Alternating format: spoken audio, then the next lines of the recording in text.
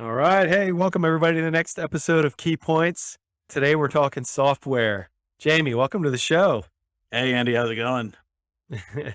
Thanks for your time, man. I appreciate it. Is it true software is eating the world? I don't know if it's eating the world. It's definitely running the world for sure. Yeah, it's running my kids' world. I'll tell you that much. They're on their tablets quite a bit, and so am I actually. So hey, tell everyone a little bit about yourself. How long you been at Key Tech, and what your area of expertise is. I am a computer engineer here at Keytech. I've been in the software development world for maybe 15 years, I think, at this point, with the last 9 being here at Keytech. Here at Keytech, we've been, focusing on medical device software, both, on the embedded and PC. I personally have worked on, both of those sides and worked on multiple, diagnostic and therapy devices, working through firmware and PC software, just kind of depending on the project. So Thanks for joining. So today, we're talking about one of the standards that applies, for software development, specifically for medical devices, clinical diagnostic platforms, and that's the IEC 62304 standard that we all, I think, know and love. But there's a nuance here. We want to talk a little bit about, when 62304 applies, when it doesn't, and the crux of what we're going to talk about today is even if 62304 doesn't necessarily apply or it might apply in the future, we're going to talk about applying sort of the spirit of that standard in some of the software development activities that you, I know yourself have led and have worked with others to do as well. So let's first start the episode here with defining what 62304 is. So Jamie, take it away. sure. So IEC 62304 is really a global harmonized standard for medical software device development. Here in the US, it's recognized by the FDA as the software development lifecycle process standard. And it's also recognized around the world as the primary standard for medical device software development, which makes it convenient for us, as device developers, as we can speak the same process language no matter where our devices are going to be certified or even used. At its core, it divides software up into safety classifications, with Class A software being the least safety critical or least risky, and Class C being the highest level of concern, where you have the potential for multiple deaths and serious injury. And in each of these levels has kind of a different set of process activities associated with it that we need to follow. So Class A may only require a certain, kind of set of documentation and testing parameters, whereas Class C will require, kind of a lot more and a higher standard, basically. Got it. So I think the key word when I hear you describe the standard is process. Yeah, it seems like the FDA isn't going to open up an electronics box and start looking at the code, right? So to speak. They want to audit, or a regulated body wants to audit the process followed. So I guess what's the intent of the standard? Do you think? So really, it's just to make sure that a standard process is followed that allows basically the highest level of software quality to be generated. By forcing, all device developers to kind of work to this standard, you have kind of a baseline level of, known documentation and verification activities, which is, formal testing that has to be done. Software is interesting because you can start kind of making changes, and it's very easy to rapidly change things, and just by nature of it being software. So this allow kind of provides the framework and guide work to kind of put you in a best practice process that allows for that highest level of code. And really it comes down to the safety aspect. You want to develop software in these medical devices that is safe and effective, and by enforcing this life cycle standard, you're not totally eliminating the possibility for issues, but you're definitely kind of putting everyone on a good path to start ensuring that, the best practices are followed during the software development lifecycle. Let's talk a little bit more about when does 62304 apply? What types of devices, and like maybe where and when in development does it apply? It starts from, really the beginning of the process, starting with your requirement generation, and continues throughout the entire life cycle all the way to your formal testing or formal verification. As for what it applies to, medical devices, either in, a physical device such as a diagnostic device or a therapy device, definitely applies. I think in terms of things that maybe aren't covered by 62304, these could be your maybe research use only devices, prototype things like that, that are you're really just trying to prove the technology, but there's no intention of having a clinical trial or, that particular device making it to market. So research use only sort of platforms, it doesn't apply. So I guess why would you not follow 62304 if you're developing a medical device? What have you seen in your experience at Keytech?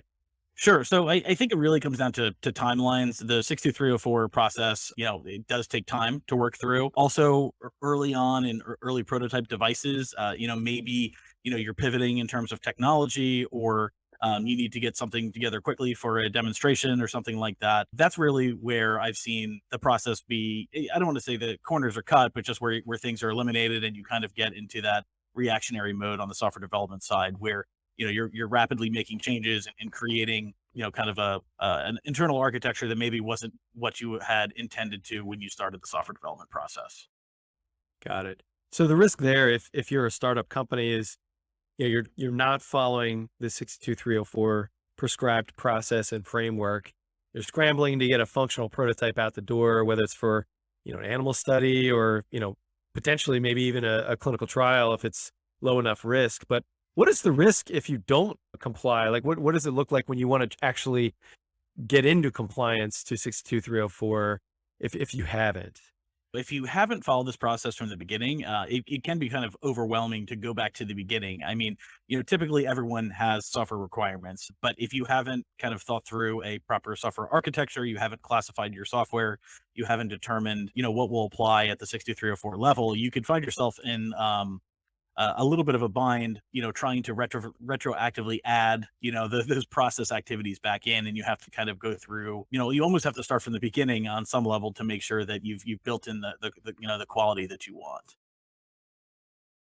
Got it. So that's a good segue, I think, into helping, right? I mean, that's what we do at Keytech, and what all product development firms are trying to do is trying to help our customers, you know, efficiently use our resources. And so, you coined this term of following the spirit of 62304, which to me is like entrepreneur speak for cheaper, but good quality software development to further along, a platform to whatever the next milestone is, but maybe not actually commercial. And so I guess just can you introduce to us what you mean by the spirit of 62304? And again, that's so what you're saying is let's go in and either re-architect something that already exists or starting from scratch, maybe not fully comply with the standard, but follow the spirit of it. What do you mean by that? So really following the spirit means that, you're not required to follow 62304 with these research used only devices or early prototypes. But if you follow, kind of follow the spirit of 62304 or attempt to follow what makes sense for your current prototype, you can kind of allow yourself to kind of build the quality into your software and kind of build on a recognized standard so that when you get to the next level and you want to, take this to a clinical trial or something like that, you've kind of already laid the groundwork. But at the same time, you can consider some portions of the standard, not optional, but you can kind of shift where in time they take place. So by following the spirit, you can get the higher quality software and have your groundwork for the regulatory agencies, but put off those activities that make sense to put off and that aren't required at the time to reach the level of quality that you're desiring. That makes sense to me. It's similar to the argument of like on the hardware side where you you you want to design a safe device, but maybe you're not doing full 60601 pre-screening testing to make sure that every last sort of mechanical or electrical sort of situation, that your product will survive. You just want to do kind of the bare minimum to make sure your product is ready for use in a clinical trial or by demonstration by end users. So I've seen and actually personally like run projects where you're kind of, I don't want to say shortcutting, but just following the spirit of a standard and testing what's most important. Sounds like similar, here. You mentioned requirements and architecture a few times now. Like what else are sort of the core elements of meeting the spirit? Sure. Yeah. So obviously 62304 determines kind of the process that you need to follow. documentation, implementation standards, things like that. I guess specifically, it's really dependent on the classification of the software. As I mentioned before, Class A is something that isn't necessarily safety critical, and Class C being the highest level of safety criticality. It's really dependent on the level of concern of your software and the software classification per 62304. But generally speaking, you have to work through your requirements.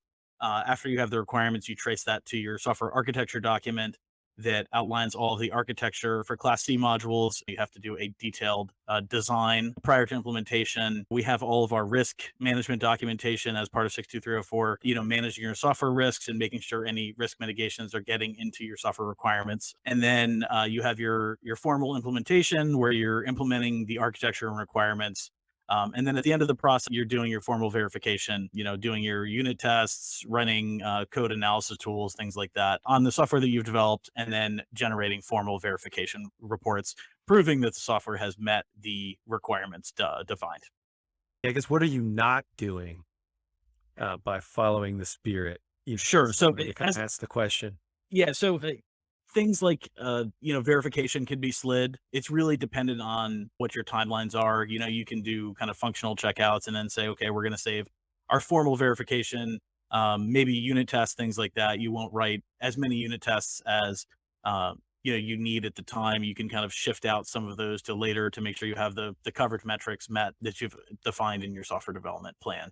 Which I guess kind of circling back as part of the first step of the process is generating your software development plan that outlines how you're going to run the process, how you're going to meet if you're following 62304 normally, it defines how you're meeting all of the standards. But in this case where you're kind of following the spirit, it gives you the freedom to kind of go through and line by line determine, okay, for this piece of software we're going to follow these elements of the standards, and these we're going to shift off until kind of the next prototype or the clinical trial unit or something like that.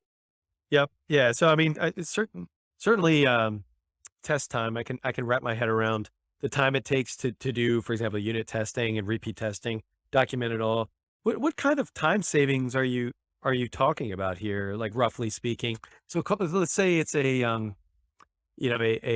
at-home therapeutic device, and you're sprinting effectively to your first clinical trial, and you're following the spirit of 62304. It's clear that you're not going to harm a patient with this product, and so you don't need to do full 62304. Are you saving months here, or a month, or I guess give us a sense for the time saving? Yeah, I mean, I guess it depends on the scope of the development, but I mean, I think you're definitely saving, upwards of months during that testing phase, and just kind of testing, in a way that makes sense for the goals of the device that you're working on, really.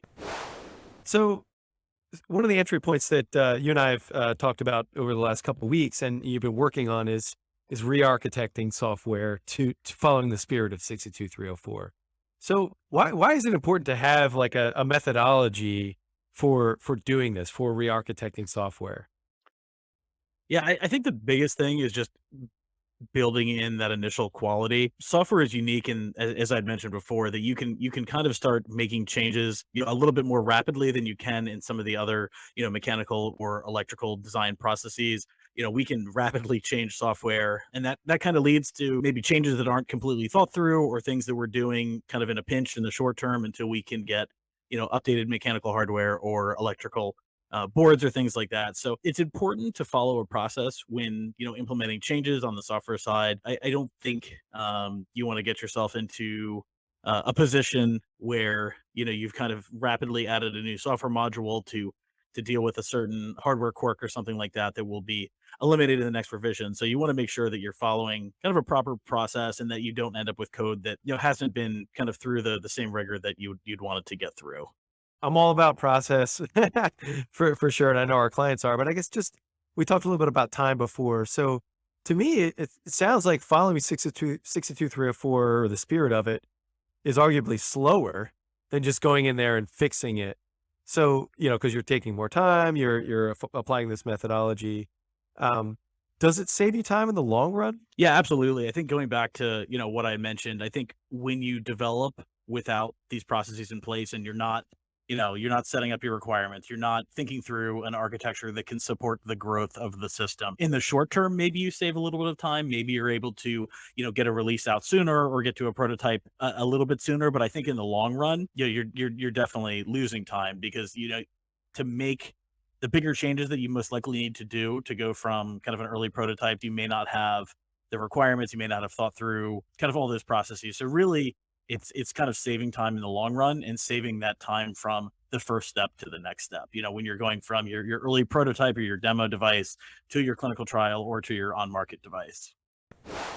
What are some examples of customers struggling by not applying this sort of methodology? Sure. I think the one that comes to mind first is that you end up with a code base that doesn't have that pedigree or that the documentation that's required to make the changes that you need to. Oftentimes you'll have one set of developers working on the early prototype, and then either a different set or an external contractor come in, and it's difficult to pick up where someone else has left off, especially if you don't have the design process, elements in place. If you go through and the requirements don't trace to an architecture, or the architecture doesn't trace to what's actually implemented in the code, you can end up losing time trying to understand where the delta is there, as well as, why was something done in code this way, versus in the initial documentation, it was, specified a different way. So that's what I've seen probably in the real world most often.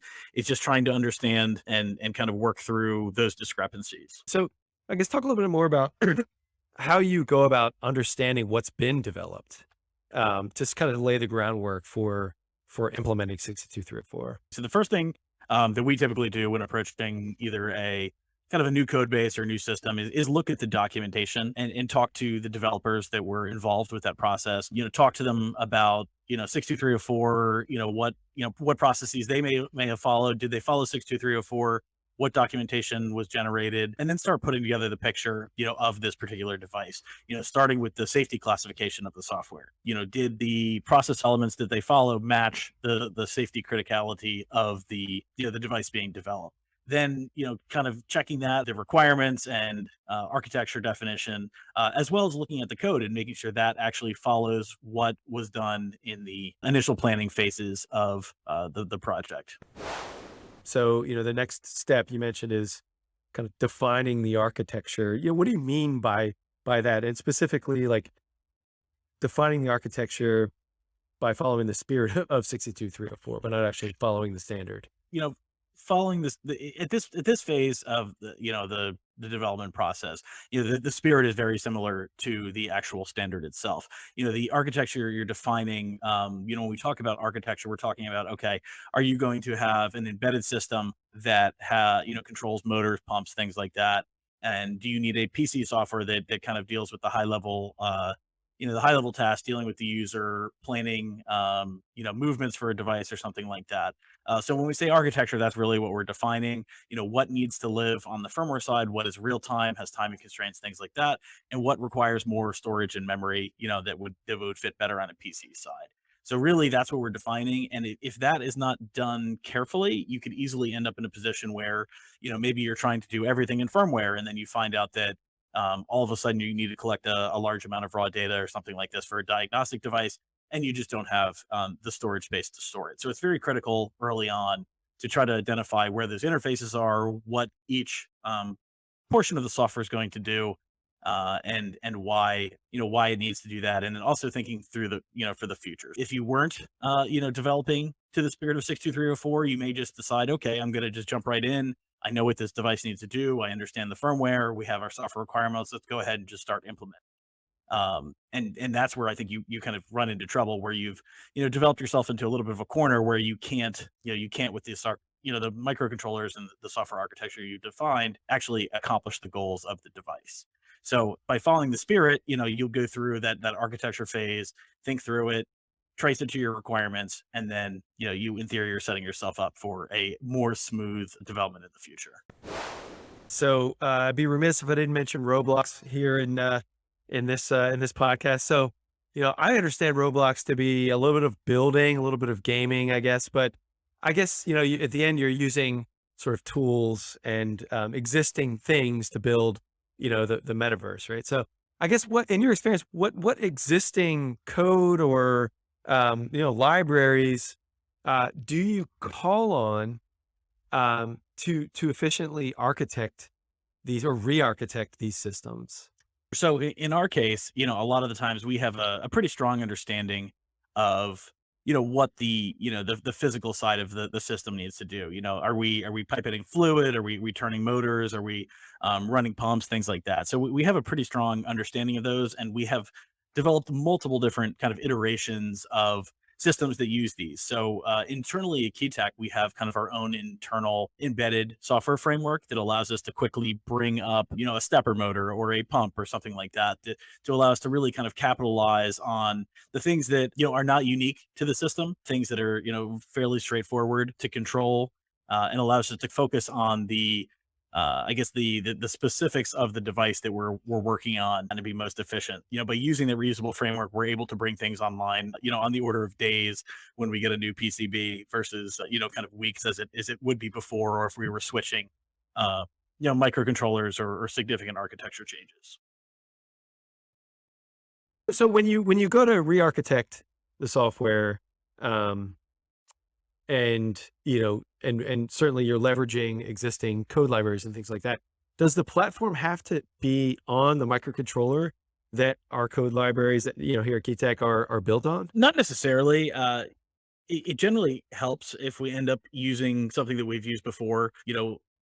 In my experience, it's helpful to use either the same manufacturer of microcontroller or but in general, the kind of the benefits of having a reusable framework are that it's a slight step higher than the low level drivers that are actually talking to the peripherals or the hardware on the embedded system. So we can reuse those code modules across different microcontroller platforms. And I think in general, the way that you architect a reusable framework, it should allow for kind of the swapping out of the lowest level, the driver level, and things like that. And obviously that just increases your efficiency and things like that. In terms of the spirit of 62304, I those code modules have been, kind of vetted and been through the process as well. So, we have architecture, documents and things like that for these low level modules and kind of mid level modules that can be dropped in. And I think that's generally a good approach, when you're trying to follow the spirit of 62304. It gives you a kind of a jumping off point and a baseline for some of that, middleware embedded firmware. It makes sense to have that framework that isn't so static that it doesn't apply everywhere, or as many different sort of inputs that we see. We're seeing almost all kinds of different operating systems and microcontrollers and whatnot that have been baked in a lab and are coming to the real world. It seems like 62304 is a very straightforward process to follow, and the only you know in, potentially, like, obviously you need a development team that has experience in implementing the standard, but it seems like the major trade-off as a startup is time, development time, right? And risk. So I guess, can you talk a little bit more about the time trade-offs here? Implementing 62304 or the spirit of 62304. Um, I think the real time savings is the fact that you're building up kind of a documentation package, a quality package, that you've gone through, kind of thought through all of the right things when developing your software. It may be in theory quicker to just kind of jump in and start implementing, but you may find yourself kind of backed into a corner where, you need to change an aspect of your device. You needed to process multiple samples at once versus, one sample. And you found that the way that you implemented everything kind of requires almost a complete teardown of the software as it was written. I think is probably, where you get your most time savings is, in the future, going through this process allows you to kind of think more broadly, think about safety, consider the risks to your end users or the patients or the things like that. I think you just save time doing that, as well as if you don't consider the risks, early, you may end up designing something that kind of missed an important safety piece of the puzzle, and have to end up re-architecting the software anyway to deal with that safety risk. Gotcha. Gotcha. Okay. So we've talked about requirements. We've talked about architecting. We've talked about developing the code. Now let's talk a little bit more about evaluating, what are some of the tools that you use to evaluate the code in lieu of this extensive, unit testing and subsystem testing that are required of the standard? How are we sort of shortening that development time cycle by using some tools? Sure, absolutely. We have implemented multiple different code quality analysis tools. I guess the one that comes to mind is probably a PC lint, which is basically a tool that you put your software through.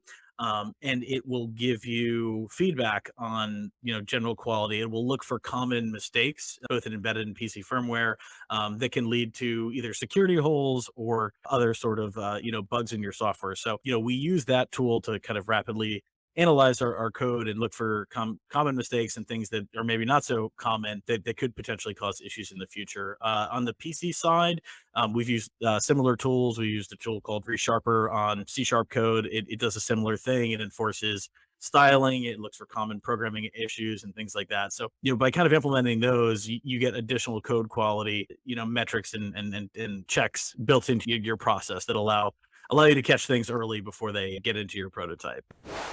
I guess what message would you have for, call it the physician entrepreneur who has a neighbor who's an engineer or something like that, right?